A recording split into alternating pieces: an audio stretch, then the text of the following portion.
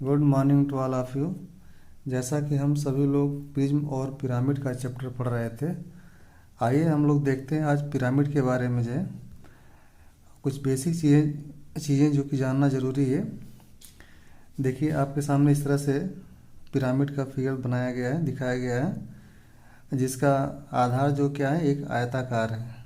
क्या है? एक आयताकार है। ठीक है, तो देखिए यहाँ पर जो है जिसका आधार क्या आयताकार दिया गया है ABCD है, और इससे संबंधित कुछ चीज़ें हैं। देखिए इसमें जो कि आपका यहाँ पर E जो है, E से यहाँ पर AB के मध्य बिंदु को मिलाया गया है। मीन्स क्या, जो इस पर लंब डाला गया है, E से AB पर लंब डाला गया है। इसकी लंबाई क्या है? ET। ठीक है, ET। और इसी तरह से जो है E से यहाँ से जो है CD के ऊपर जो है लंब डाला गया है H। ठीक है, इसका नाम EH। और इसी तरह से यहाँ पर देखिए BC भुजा पर जो है EG लंब डाला गया है। ठीक है, तो ये जो आपको लंब डाला गया दिखाई दे रहा है, जो है आपको ET और EG EH, ये सब क्या कहलाती हैं? ये सब आपके पिरामिड के तिरछी ऊंचाई कहलाती हैं। पिरामिड की तिरछी ऊंचाई कहलाती हैं। ठीक है, ये सब क्या है आपके जो है पिरामिड की तिरछी ऊंचाई। पिरामिड की तिरछी ऊंचाई, तिरछी ऊंचाई।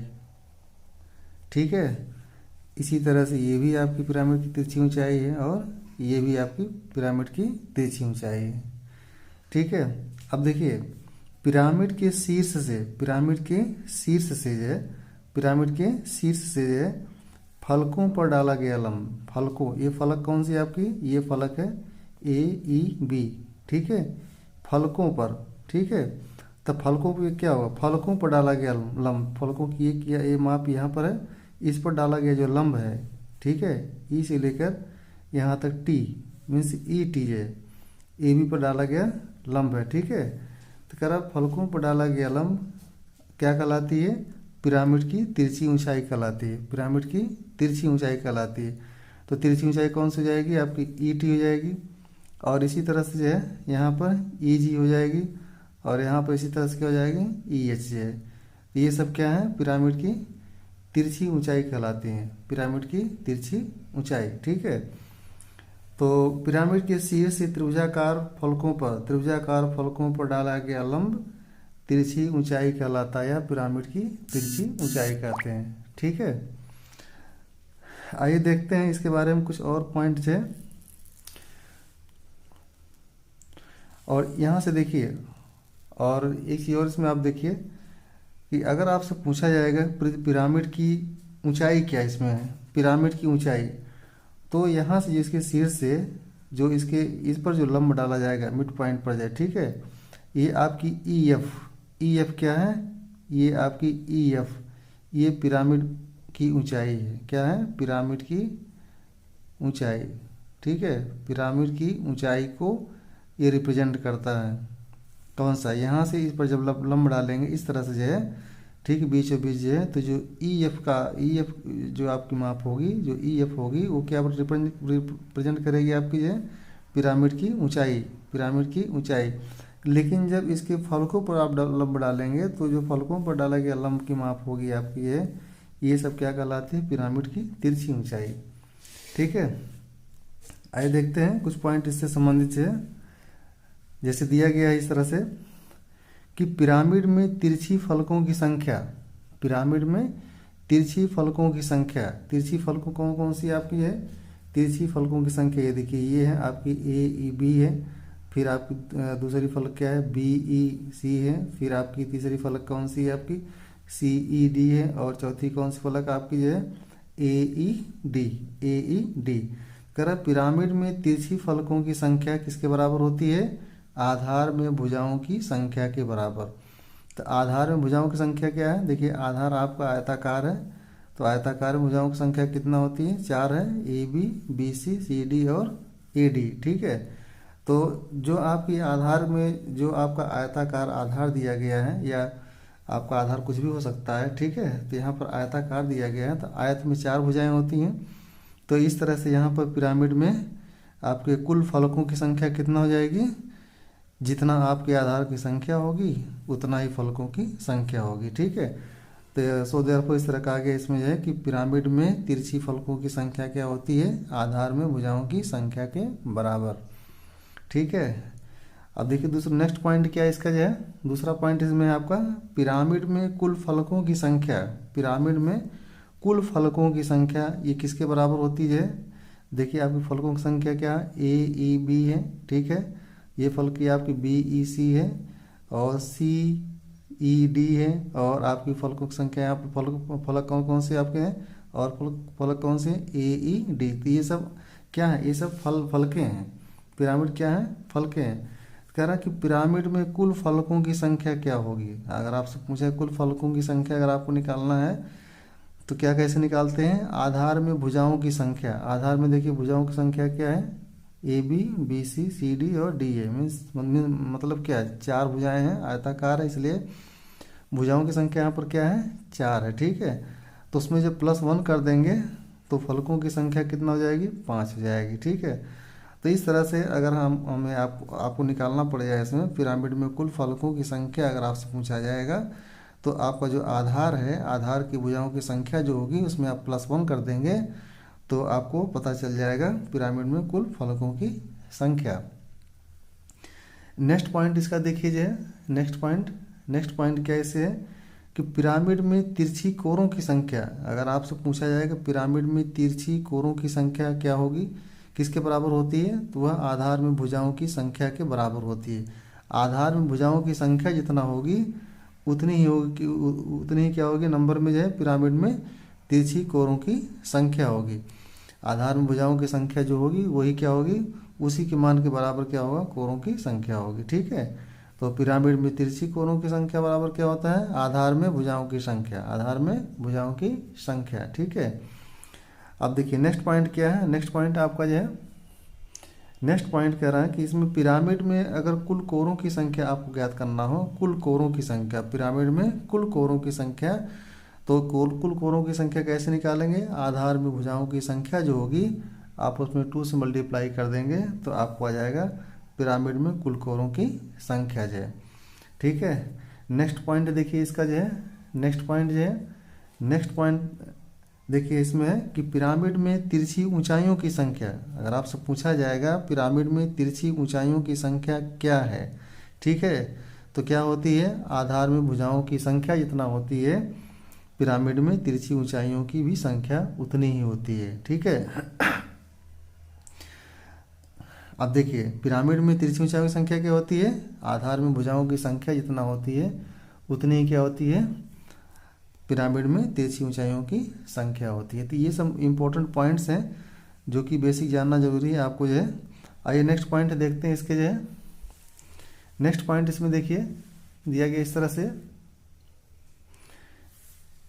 कह रहा है कि पिरामिड के आधार की पिरामिड के आधार की भुजाओं पर, पिरामिड के आधार की भुजाओं पर जो त्रिभुजाकार फलकें लगाई जाती हैं, ठीक है, पिरामिड के आधार की भुजाओं पर जो त्रिभुजाकार फलकें लगाई जाती हैं उन सभी फलकों का कुल क्षेत्रफल, उन सभी फलकों का कुल क्षेत्रफल तिरछा पृष्ठ या तिर्यक पृष्ठ या पार्श्व पृष्ठ कहलाता है।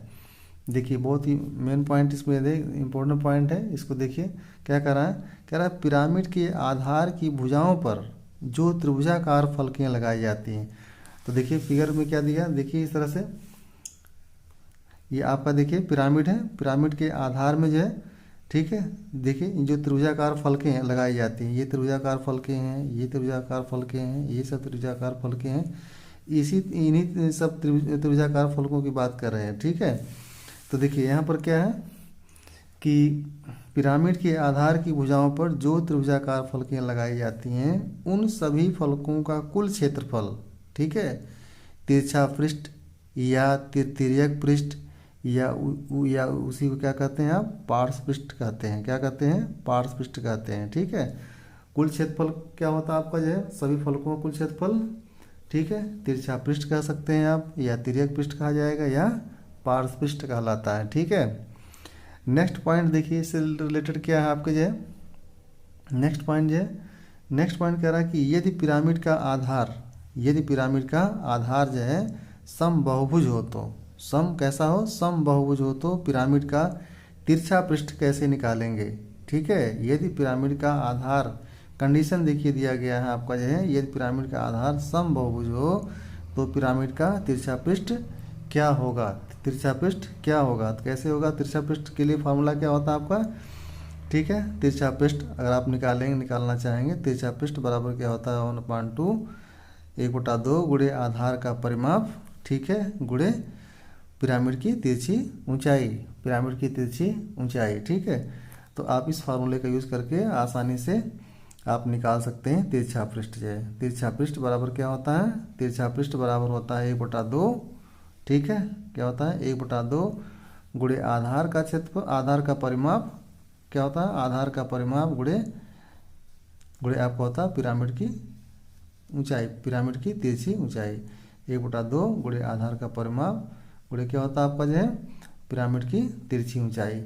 इस फार्मूले का यूज़ करके आप जो है आसानी से जो है पिरामिड का तिरछा पृष्ठ निकाल सकते हैं। ठीक है, नेक्स्ट पॉइंट देखिए, इसके नेक्स्ट पॉइंट देखिए, कह रहा है पिरामिड का अगर आपको संपूर्ण पृष्ठ निकालना पड़े, पिरामिड का क्या संपूर्ण पृष्ठ जो है, संपूर्ण पृष्ठ देखिए क्या होता है आपका जो है, संपूर्ण पृष्ठ की बात हो रही इसमें, संपूर्ण पृष्ठ आप क्या जानेंगे इसमें। ठीक है, संपूर्ण पृष्ठ बराबर क्या होता है आपका जो है, जो तिरछा पृष्ठ होता है, क्या होता है तिरछा पृष्ठ और आधार के क्षेत्रफल का, आधार के क्षेत्रफल का योग, मीन्स क्या, पिरामिड का जो तिरछा पृष्ठ होता है और जो आधार का क्षेत्रफल होता है, इन दोनों को जब आप जोड़ देते हैं, योग मतलब क्या, जोड़ देते हैं, तो क्या आपको निकल के आता है पिरामिड का संपूर्ण पृष्ठ है, पिरामिड का संपूर्ण पृष्ठ है।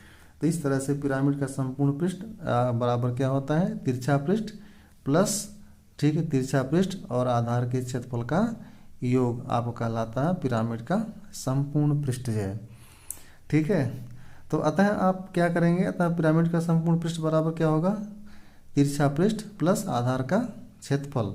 ठीक है, पिरामिड का संपूर्ण पृष्ठ बराबर क्या होगा, पिरामिड का आपका तिरछा पृष्ठ प्लस आधार का क्षेत्रफल जो है। ठीक है, अब देखिए नेक्स्ट पॉइंट देखिए, बहुत इंपॉर्टेंट देखिए, इसमें कह रहा है पिरामिड का आयतन, अगर आपको पिरामिड का आयतन निकालना पड़े तो आप क्या करेंगे, इस फार्मूले का यूज़ करेंगे, जबकि पिरामिड का आयतन बराबर क्या होता है 1/3 गुणे आधार का क्षेत्रफल गुणे लंबवत ऊंचाई, गुणे लंबवत ऊंचाई मीन्स क्या, पिरामिड की ऊंचाई। ठीक है, पिरामिड की ऊंचाई, ठीक है, एक तिरछी ऊंचाई होती है, तो तिरछी ऊंचाई नहीं बल्कि पिरामिड की ऊंचाई है, लंबवत ऊंचाई। ठीक है, तो पिरामिड का आयतन आप निकालने के लिए इस फार्मूले का यूज़ करेंगे, पिरामिड का आयतन बराबर 1/3 गुणे आधार का क्षेत्रफल, ठीक है, गुणे लंबवत ऊंचाई। ठीक है, लंबवत ऊंचाई। ठीक है, तो इस तरह से इस फार्मूले का यूज़ करके आप पिरामिड का आयतन आसानी से निकाल सकते हैं। ठीक है, तो आज के लिए आपका ये लेक्चर था, कुछ बेसिक चीज़ें